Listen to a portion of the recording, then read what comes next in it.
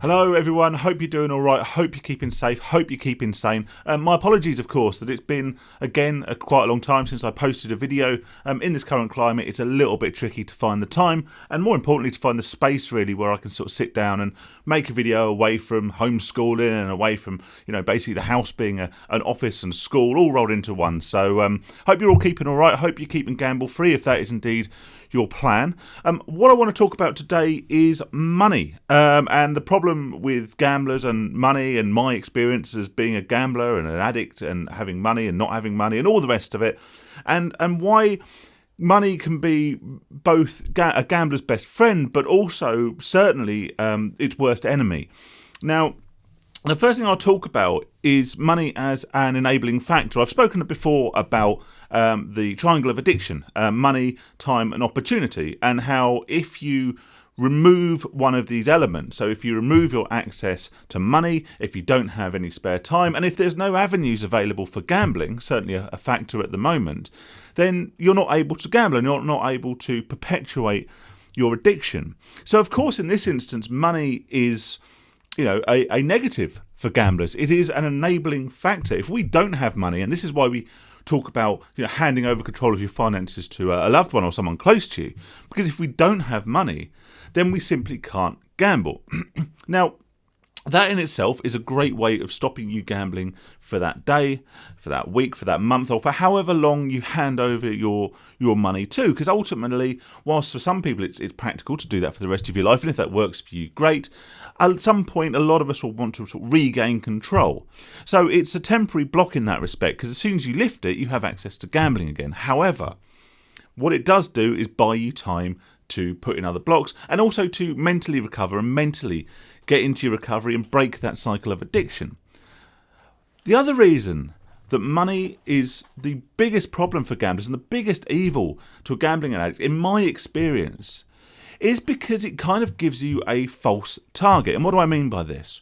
Well, if you ask a lot of people why they gamble, why they've put a certain bet on, why they're playing a fob tee, or why they're doing whatever they're doing, they'll often cite they want to try and win some money. They'll often cite a historic win that they've had, and that, I got this ACCA come in last week on the football, so I'm going to have a bigger ACCA this week, or I'm going to lump on this, or whatever. We often express money as our purpose for gambling. And certainly as addicts, this couldn't be further from the truth. Gambling is money is a great excuse to gamble. It's a great reason to give to gamble. If we say we're gambling to try and win money, then we're excusing or ignoring or glossing over, or certainly when we're speaking to other people, we're glossing over the fact that we're not gambling to try and win. We are gambling because we have a compulsion to do so. We're not hooked on the winnings. We're not hooked on the money. We are hooked on the experience of gambling. We're hooked on the suspense. We're hooked on the dopamine, adrenaline rush that we get from the anticipation of a result. Now, if you are a gambling addict, if you're someone who struggles with gambling, think about this. When was the last time you gambled and you won and you were genuinely happy, beyond that initial happiness you get when a spin comes in or the full-time whistle's blown, which we can often actually interpret as happiness, but a lot of the time it's actually relief because we're maybe digging ourselves out of a potential hole that we've created. That happiness is very short-lived, however, and can actually leave you with a more empty feeling than a loss. And the reason is because as gamblers we become so conditioned to prioritising gambling over above almost anything else. If we win money gambling, then we don't have any idea how to use it. This is something I found when I was gambling. I could go out and I could have a spectacular win. A great win. It didn't happen very often, and more than often or not, it was a loss, and we'll come on to those in a moment. But I could have a great win gambling. But because I was so tied up in this addiction, and because my brain prioritised gambling over almost anything else, I had absolutely no idea how to spend this money. I could have as much money as I wanted, but it wouldn't make me happy because I'd become out of the habit of spending it on normal things. Not only had I sacrificed all hobbies, interests and other avenues of interest because I had committed myself to this gambling addiction, also I didn't want to spend that money on anything else, because that money in my hand, as we go back to our first point, was gambling tokens. It was buying access to addiction. It was buying access to that dopamine hit, to that adrenaline, to that suspense feeling. It was buying that next hit of my addiction. So I wasn't going to spend that money on anything else. It doesn't matter if I put £10 into a fob tee and won 500 quid. It doesn't matter. I might as well have lost that tenner, because that £500 is going to be permanently earmarked to go back into that fob tee or back into another form of gambling in due course. And ultimately, eventually, because percentages are always weighed against us, it will be lost. So all money did for me, win or lose, all money I had was pointless, because it was going to just be used to gamble. In fact, having no money was better for me, because it meant that I couldn't gamble. It gave me a little window of opportunity, not that I ever took it, but it gave me a little bit of a window of opportunity to address my gambling, because whilst you're in that perpetual gambling haze, that perpetual cycle of gamble, win, gamble, loss, gamble, whatever, every day of your life, you never have that time to sort of stand back and actually reflect on what you're doing.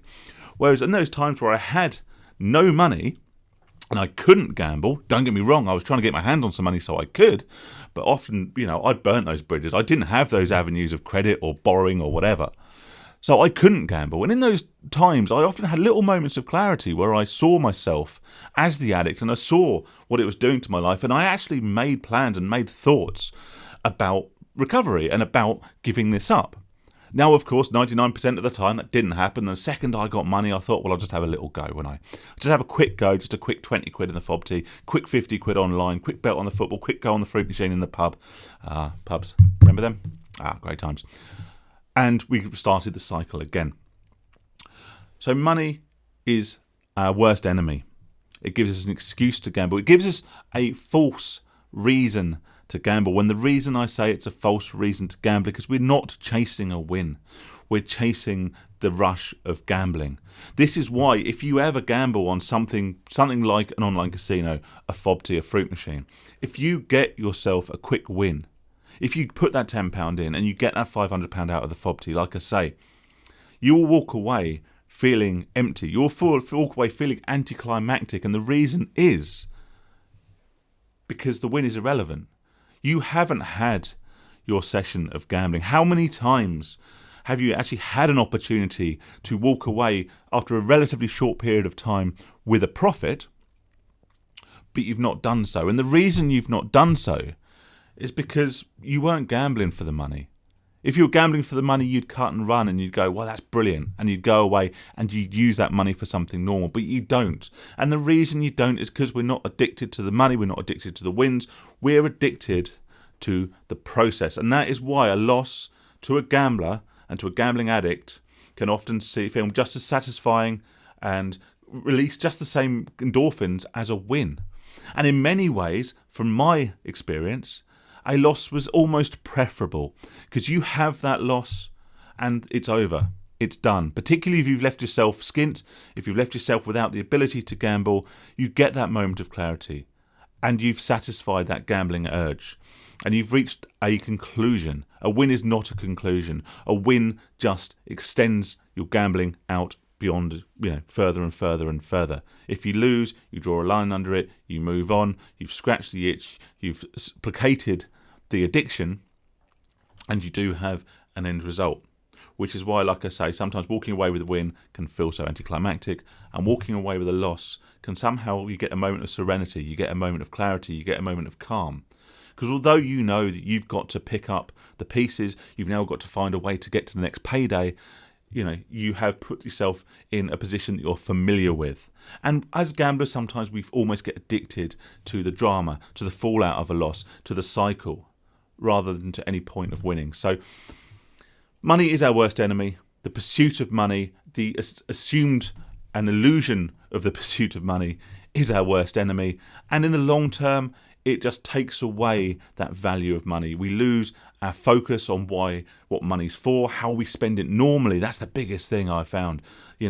Getting back into a mentality, and I still struggle with it today, getting back into a mentality where we can spend money normally. Anyway, maybe that's one for another day. I hope you're all keeping safe. I hope you're all keeping sane. We're getting there. Thank you. I don't ever do this sort of stuff, but if anyone out there is helping with the vaccine drive and all the rest of it, thank you. I've been very critical about the government and their handling of this pandemic, but I cannot fault the hard work of the people out there doing the vaccine drive. So good luck to you. Stay safe, stay sane, and I'll catch you very soon. Cheers, guys.